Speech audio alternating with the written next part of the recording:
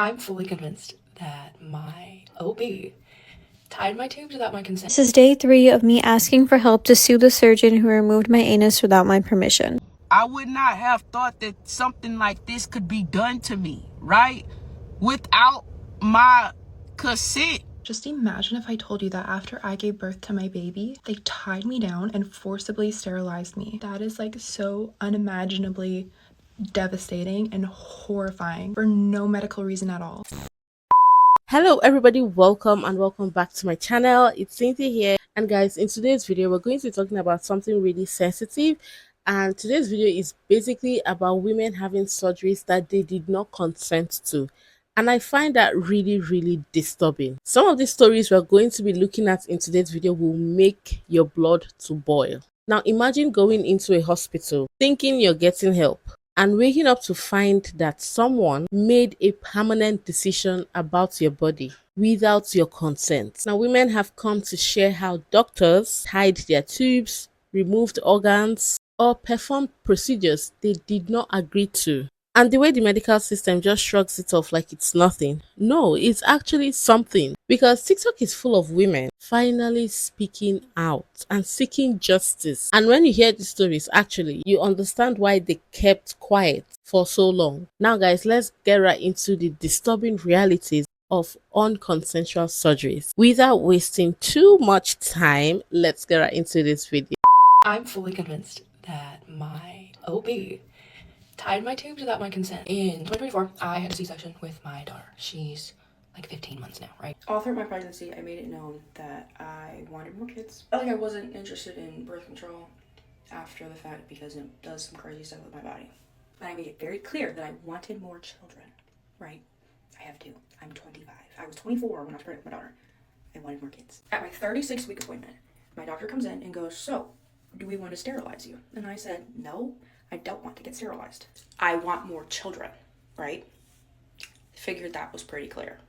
She says, "Okay, no problem," right? So I figured this would be the last I'm going to hear about it, right? Wrong. During that little time before you get like a surgery or you have a baby, they've signed a bunch of paperwork, right? The nurse comes in holding a piece of paper like this and goes, "Here's your sterilization paperwork." My what? No. I said, "I didn't know. Take it away. I'm not signing it." She goes, "Why? It's written in your chart right here.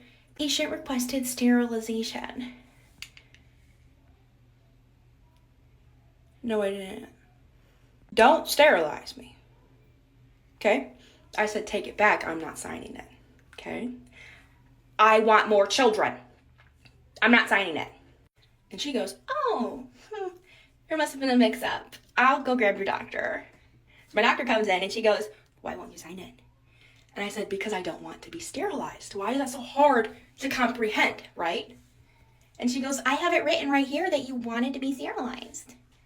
No, I didn't. Wrong patient. Not me. My husband's looking at me like, "Why would you request that?" I didn't want to. I don't want to be sterilized. So I say, "I'm not signing it. Take it away from me," right? "Okay, fine. That's fine. Don't sign it. We won't sterilize you." "Okay, that's fine. Great. Awesome. Don't have to worry about that anymore, right?" No. They wheel me into the operating room so they can numb me, right? The anesthesiologist goes, "So I see that we're doing a C-section and sterilization." Huh? I didn't sign anything. No, we're not. She goes, "Oh, it's in your notes that you signed it." Show me.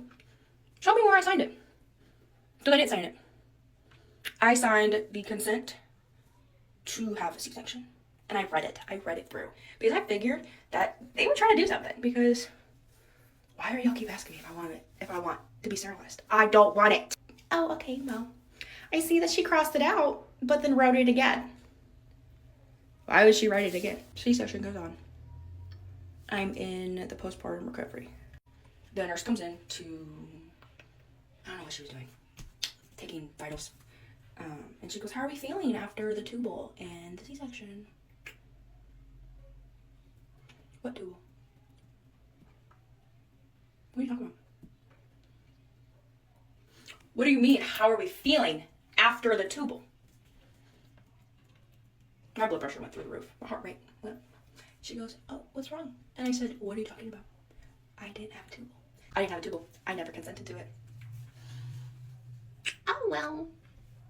Weird. We must have mixed you up with somebody else. That's okay. Let me talk to my doctor.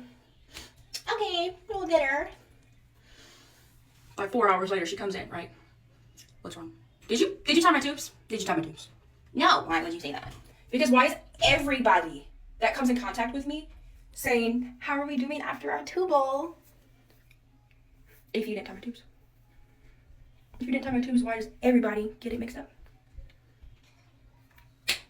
Oh, there must be another patient that got a tubal. And then you have a similar name or something. That's what it is, yeah. Yeah, that's what it is. Okay, sure. So since I had a C-section, I had a 2-week appointment, 4-week appointment, and 6-week appointment, right? I don't know if that's normal, it's just what I had. My 2-week appointment, I brought up birth control. I said, it's too early to talk about birth control now. At 6 weeks, just mark it in there that I'm not taking it. It makes me fucking crazy. And she goes, oh, we don't even need to discuss that. You got a tubal. Did I? I got a tubal. I said, where? Where did I get it? She goes, during a C-section. I said, no, where's the paperwork? Where's the paperwork that said that I said that it's okay? Because my C-section was flawless. 0 complications whatsoever. So there would have been no reason for me to get an emergency tubal, right? And she goes, oh, well, I don't have that paperwork.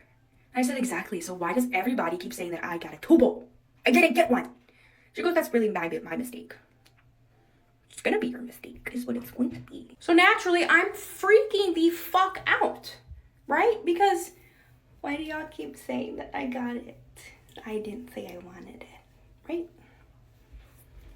So I requested my medical records today because it's been bothering me, right? I am convinced they took my tubes out or tied them or burned them or whatever it is that they do. I'm convinced. Because why did you guys bring it up? Like 24 times. Probably 100. I told them no. My husband was there. There were a bunch of nurses in there. I said, no, I don't want a tubal. I'm young. Why would I want a tubal? I'm married and I want more children. Why would I want a tubal? You know, at the beginning of the video when I said listening to these stories will make your blood boil, honestly, I didn't know I was talking to myself because throughout just this first story, my blood was boiling because this lady kept saying she didn't want her tubes tied. And it's like it was falling in deaf ears to enter here and come out of here. Like she kept on saying it.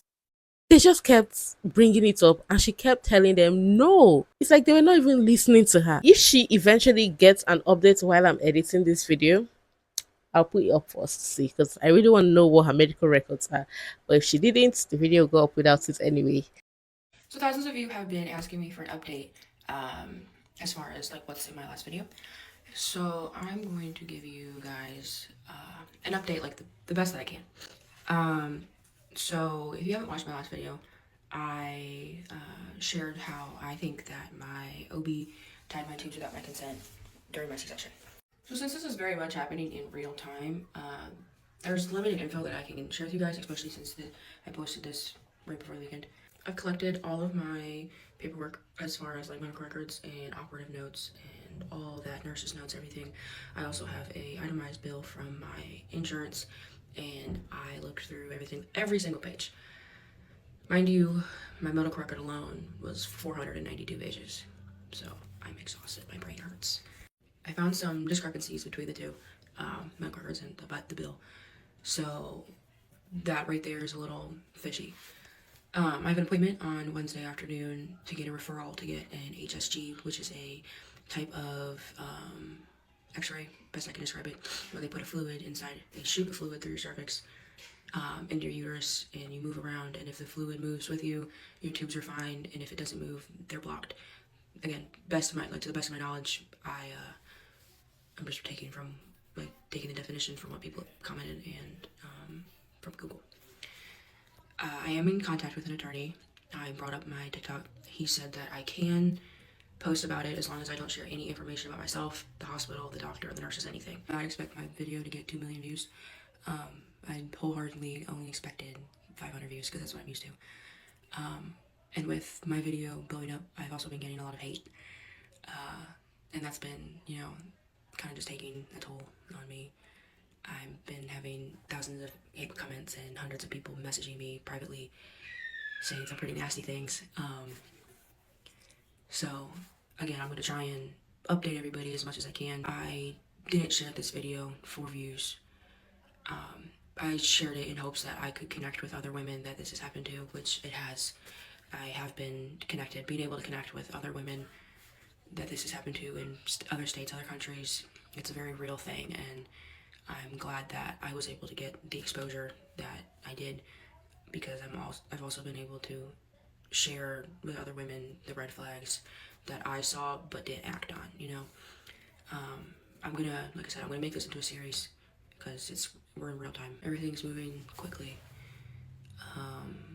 but it's all happening at once. I think that it would be so incredibly hard to find a doctor that would do an x-ray, but apparently it is. I called almost every primary care and OBGYN within 45 miles of us. Only 2 said that they would take an appointment, like have an appointment with me, and not because of the video. Most of the time they want to refer you to a fertility doctor if you bring up anything about your tubes, or they'll just brush you off because, oh, there's nothing wrong with you, or if you haven't been trying for a baby long enough, then they're not going to help you. But again, I have an appointment on Wednesday. I'm hoping to get that x-ray referral soon. I'm hoping to get it done by the end of the week, because I really do want to know, obviously. And I'm going to be making a series, and I'm making some funny videos about the situation as well, because I've been getting a lot of hate comments, and I'd like to point them out because they're funny, and people forget that when they post things on the internet that it's public. So I'm going to do that, and then I've also been getting an influx of questions, so I'm going to do a little Q&A on that as well.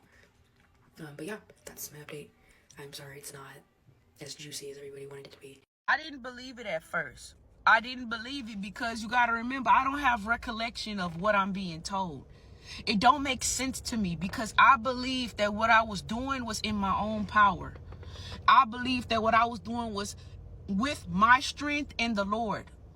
I did not think that there was something done outside of my consent, unauthorized, without my insight, without my approval. I would not have thought that something like this could be done to me, right? Without my consent. This whole time, I'm thinking like, okay, maybe like, wow, this never happened for me before, but I'm doing good too. Until I went to a doctor who told me that she saw something that I was not aware of. And I need to be aware of it because this could be contributing to the long-term symptoms that I'm having, you know, to this day. 2018, I went in for a gallbladder removal.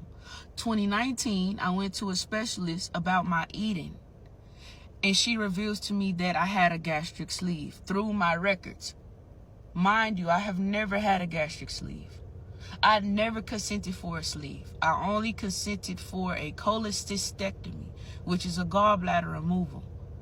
Laparoscopic versus open, because the surgeon was already targeting me about my weight. My weight was too heavy, and my weight would cause him to have to make more longer incisions, do it in a different way, right? All of this time, I knew nothing about a sleeve because the surgeon never directly mentioned a gastric sleeve to me. The only thing he told me was that at my age, at 23 years old, I was too big to be weighing 375, which is true, you know, but because of my weight, my life will be cut short, and he suggests that I get a weight loss surgery in the future. These were his exact words. But I never would have thought that that surgeon would have intentionally performed a sleeve on me without my consent, because it just does not make sense. And every time I try to get sense of this situation, I'm shot down. I don't have money. I don't have power. I don't have the legal authority. I'm not a doctor. I'm not licensed by the medical board. I need help. I need help. I need to raise money to get a second opinion, to clarify my scans, and I need justice served by the grace of God, because this was revealed to me. I had no knowledge of it. And now that I'm living with this revelation, I know God will carry me through it. I just have to speak about it. So I want to put that out there in the atmosphere. If y'all got any questions, y'all know anything about the medical field and stuff like this, let me know. This is really annoying. Honestly, I don't know what else to say. You know why it's annoying? It's annoying because this lady could have died. Why, you may ask? Good. Because she unknowingly had a gastric sleeve. Now, if you've had a gastric sleeve, I've done a video here on my channel about people that have had gastric sleeve, so I think I know one or two about it. There are certain foods you don't eat immediately or even long term, as the case may be, because they are aware of it. Now, this lady is not aware she's got gastric sleeve, so she might be eating regular. She might be eating the regular things she used to eat and be wondering, why is this happening to me? Why is that happening to me? But if she was told she has got this gastric sleeve, she would have been mindful of how she was eating. Like, it's not even about telling her, it's about doing it without her even knowing about it. They didn't even tell her about it after the surgery, so she'll even be aware that you guys did one or two without my knowledge. This is day 3 of me asking for help to sue the surgeon who removed my anus without my permission. In March 2023, I had a procedure to remove part of my colon and my rectum because I had perianal fistulas that kept draining rectal mucus, and he didn't even diagnose me with Crohn's disease until a year after this procedure. Multiple times before the procedure, he asked me if I wanted to remove my anus, and I said no because I just wanted to see how I would recover from the surgery and then go from there. I also have a colostomy, and I wanted to keep the chance to reverse my colostomy in the future if everything else healed. I had a really sinking feeling before the surgery, and the day or two before it, I just had such a big panic attack, and I told my mom, I cannot go through with this surgery. She didn't know what I was talking about, but she said, call the doctor, tell him what you're concerned about. And I called him. I spoke to him on the phone. I told him, please don't interfere with my anus. Don't remove it. I just really only want to work on getting this done laparoscopically, from my abdomen. I just don't want to remove my anus. I was still nervous, but after having had that conversation and I knew that it was taken down in the record, I thought, let me just go ahead with the surgery, because why would he not listen to me after I already said why I'm concerned? I woke up from the procedure. I had a catheter in because I couldn't get up, and I already have a colostomy, so I already wasn't pooping normally. So I had no idea that he had removed my anus. It wasn't until my friends and family all went home that night that a nurse told me that actually he had removed it, and he left an open wound. He didn't just sew it up. He decided to leave an open wound and said it would just heal from the inside out. After I had talked to him and the nurses about it at the hospital, they just said, okay, it'll heal in a week or two. It's not a big deal. So at first I thought maybe I was just overreacting. Maybe they just knew better and I should just let it go and I will feel better because I should listen to the doctor. But then I started having really bad foul-smelling drainage, and I went to his office 4 days after the procedure, and when I started questioning him about it and why he didn't give me any antibiotics after, he just started yelling at me, and it was a crazy experience because my sister was sitting there too, and I was crying because I was 4 days out. I was in so much pain, and I didn't know what was happening. I thought my life was in danger, and he just starts yelling at me, saying that he's the doctor, I'm not, and that if I really think I need antibiotics, I should just go see someone else. This was horrific enough, but then a few weeks later, I went to wound care, and they said that there was a cavity, a tunneling wound going from there into my pelvis, and I went to his office again. I said, this is what's happening, this is what they saw. And he said, oh, actually, there's nothing there, and I don't need to take you into the operating room to look at this. You should just stop going to wound care. It'll be fine on its own. I was still very skeptical, but I thought, okay, he yelled at me last time, so I shouldn't say anything because maybe I really just don't know. Then about a month and a half to 2 months after this conversation, I ended up in the ER at a different hospital, and the surgeon there took me into the operating room because I was in so much pain, debilitating pain, and just fevers. After that, they found a giant cavity in my pelvis, and then I had to see a plastic surgeon who then took a muscle graft from my left leg, and he had to fill that cavity with my muscle. By the way, that muscle is still attached to my left leg, and I had to do a year's worth of physical therapy afterward to not feel like that muscle was constantly pulling on my leg and giving me pain. My pelvic anatomy is forever changed, and now I can't give birth without it being super high risk to my life and to the muscle graft. I can never reverse my colostomy because he removed my anus, and it's just the mental and physical toll that this took on me was so insane. It has given me such severe PTSD, and I feel like I can't trust any doctors moving forward. It wasn't until I saw my new surgeons last year that I found out that what he did was medically unnecessary, and they had just told me that it was like they were experimenting on me. Another surgeon this year told me that I went through an actual horror show and that what I went through should not have happened to me. If you can, please share this, comment on it, whatever you can spare. I need all the help I can get, and I have the GoFundMe link in my bio, so I have to raise $15,000 to have a surgeon review my medical records. Every little bit helps, and I just want to say thank you so much if you got this far and if you will support me. I am so, so, so grateful. I'm annoyed. Like, I don't even know these people, but hearing their story and hearing their concerns and hearing how they've become now is annoying me because they don't deserve it at all. Nobody deserves this. What? She told you she didn't want it taken out. And the funny thing is, some of these people tell these doctors, I don't want this, but they'll still go ahead and do it. What's happening? How can you use somebody as an experiment without even asking for permission? So I just got a call back from my state commissioners, or someone who's working on my case, and she said the biggest thing that she's looking at is the fact that I was 20 and I was supposed to be 21. She was like, the procedure should have never even happened. If you were not of age, it should have never even happened. It even says on the paperwork that you shouldn't have even signed until you were 21. Yes, ma'am, you are hearing that correct. Yep.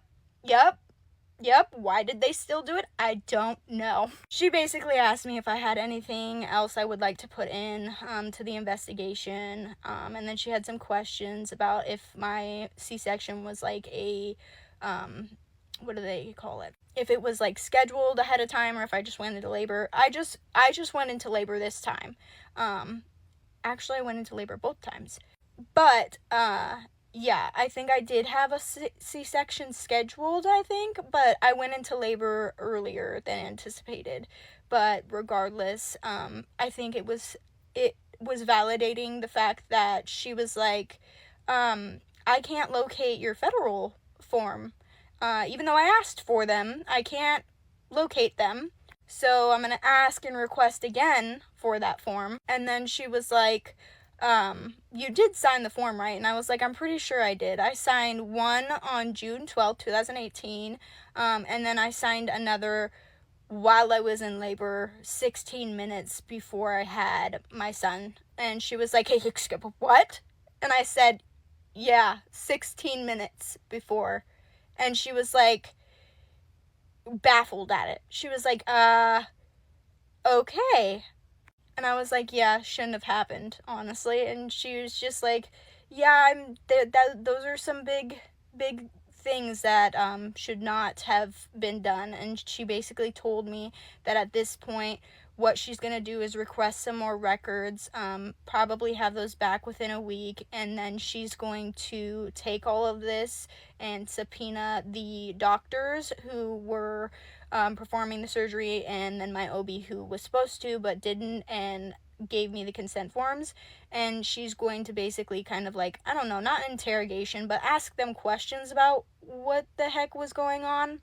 And then she'll take that and all of her findings to the commissioners, and they will give a ruling of basically, was this up to standards, medical standards, or was this not up to medical standards? But the biggest thing she's saying is that, like, you were supposed to be 21, you were only 20, it should have never really happened.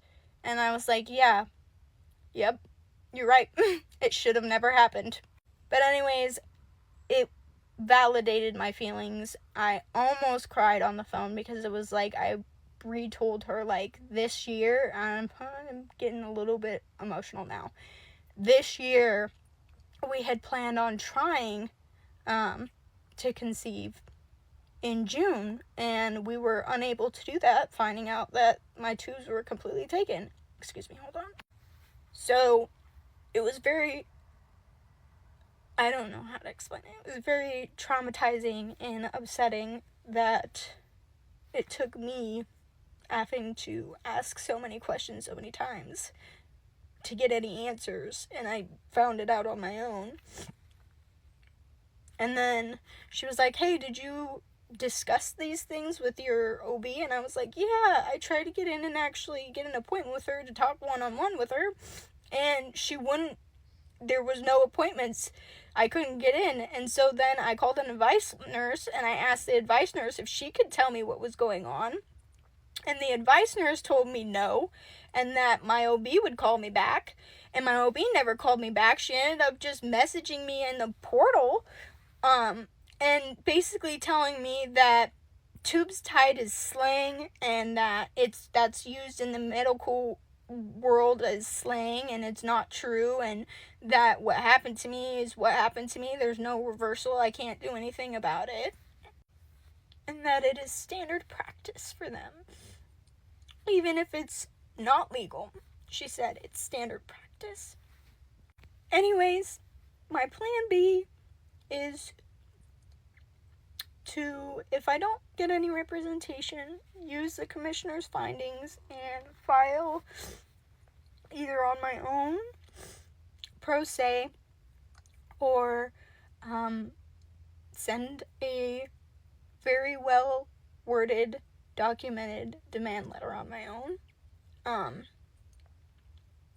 And yeah, that's kind of all I can do, because at this point I don't have any other thing to do. Seeing her cry really, really melted my heart, I must say.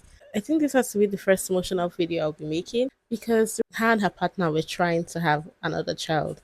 And it took them having to try for another child for them to know that her tubes were completely tied. The knowledge of that can be really traumatizing. Like, you're trying for a child, you go to see if there's any problem so you can rectify it and start again.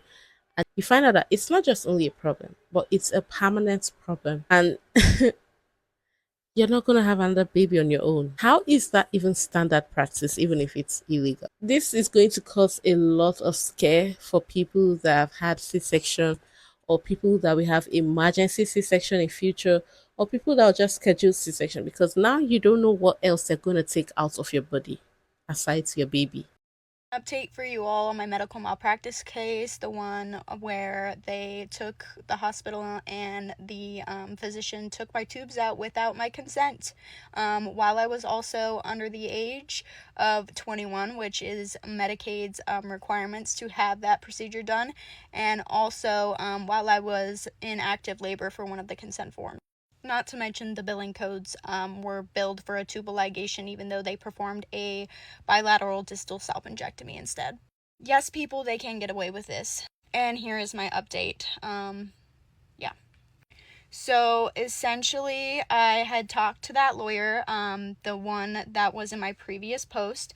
I was super excited, super happy, because it really seemed like at this point something was going to be moving, and that, everything was great. He sounded like he wanted to take my case. He literally said, I want to get you signed. We have a deadline at this point, and he understood that time is ticking. But what I want to say is that at this point, I've already had issues with him not responding. He called me, I'm assuming from his personal cell phone, for one, and I answered it, and he was on the phone with me, not at work, mind you. He was out with friends that I could hear in the background. It was very hard to talk to him. He was not very, present in the conversation. So that's my first impressions on him. And then it took me several times texting him after that phone call, after him saying we need to schedule a Zoom meeting, for him to actually give me the link for the Zoom meeting. Like 5 minutes before our Zoom meeting, I was texting him being like, you still haven't sent me the Zoom link. Like, are we having this meeting or not? So the communication is extremely bad, and I really don't appreciate that. I think it's very unprofessional and honestly immature. He is a newer lawyer. He's only been practicing for about 5 years at this point, so maybe that has to do with it. I don't know. There was no intake specialist. It was just him calling me from my message that I sent to this law firm. And on that note, I want to say that after the Zoom meeting, after he reassured me, after he asked for my documents, after he said that he was going to send me a Dropbox link, he never did. And on that part, I went ahead and made my own Dropbox link, and I put all my documents on it, and I sent it to him. Still no fucking communication. Nothing has been said to me since the Zoom meeting, since after the Zoom call. He has not said a thing to me. He hasn't opened my link. Nothing. And it's so infuriating and disheartening that you would go out of your way to essentially say, this is a really good case, I want to take it, I want to sign you, I need to look at your records, and then not even like look at the records, even though I'm the one who sent you the Dropbox link, even though that was supposed to be you sending it to me and you still never did. So essentially I gave him a deadline, and I texted him on Tuesday and I said, if I don't hear from you by Friday, then I'm just gonna keep going and look for someone else. Still haven't gotten anything back. Yesterday was my birthday, by the way. I just turned 28. Yay! And yeah, nothing. So if by Friday he doesn't respond to me or anything happens, then I guess I'm just going to call that law firm and I'm going to say I'm requesting a different attorney to look this over, because the attorney that I had is not communicating whatsoever. It's been a rough time communicating with him from the beginning, and I just feel like it's unprofessional and inappropriate, and I don't appreciate it. This is a very immature way to go about trying to handle a client or a potential case. So that's my update for all of you. If you wanted to do anything for my birthday, donating to my IVF fund would be absolutely amazing, and I'd really appreciate it. The link is in my bio, but of course you don't have to. That's just, just an ask. All right, you guys have a good rest of your day. So now she's left with the only option of IVF.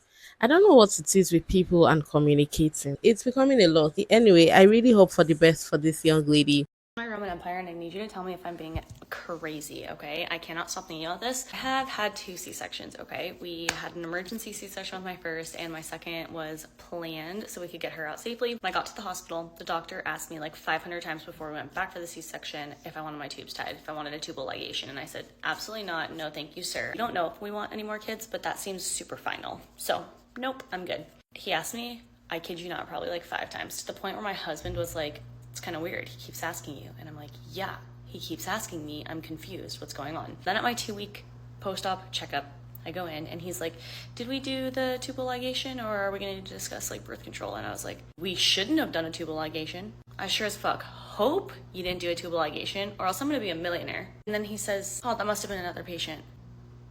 Bro, I am the most anxious person and I overthink everything, so really you shouldn't say that to me. Then I go in for my 6-week checkup and he asks me again, did we do a tubal ligation? I'm like, no. So now every time I sit down and I'm like relaxing and I'm thinking, maybe we do want another baby. What if he tied my tubes? What are the chances of that happening? And like, how would I even know unless we go try for another baby? That's literally what I think about. It's my Roman Empire right now. I can't think of anything else. Help me, bye. Now, the thing is, I don't even understand. Is it like standard practice for them to be misunderstanding their patients, like mistaking their patients for another patient? Because the 2 stories I've heard from these people, the doctors will be like, oh, maybe it's a misunderstanding of patients. How are you misunderstanding a patient? Come on, the records are there. If you're not seeing it clearly, then what exactly are you doing? How can you, mistake a patient for another? And I advise these ladies to go and do like proper scan, proper medical checkups to be sure that they did not tamper with their tubes, because they keep bringing it up. They keep asking about it. Just imagine if I told you that after I gave birth to my baby, they tied me down and forcibly sterilized me. That is like so unimaginably devastating and horrifying for no medical reason at all. Or imagine you are a young girl, you're going through a completely irrelevant medical procedure and they forcibly sterilize you without your knowledge or consent. Decades go by and you wonder why you can't conceive, and you learn you were forcibly sterilized and you can never have a baby. And the fact that this happened to at least 12,000 Indigenous women like myself with no consent and no medical reasoning, and the fact that the last forced sterilization happened in 2019, as a mother, to think somebody has the right to do that simply because I'm Indigenous, to think August would not be here because I'm Indigenous, is absolutely horrifying. It is indeed horrifying. But yes, guys, this video was really heavy. I really hope conversations like this push the medical system to do better, because no one deserves permanent changes to their body without their consent. Now, guys, let me know in the comments what you all think about this. Have you also had like a surgery done without your consent? Let me know in the comments. And yes, beautiful people, I've come to the end of the video. I hope you all enjoyed it. If you did, do not forget to give the video a fat thumbs up. If you are not subscribed, consider subscribing, and I'll see you all in my next video. Bye.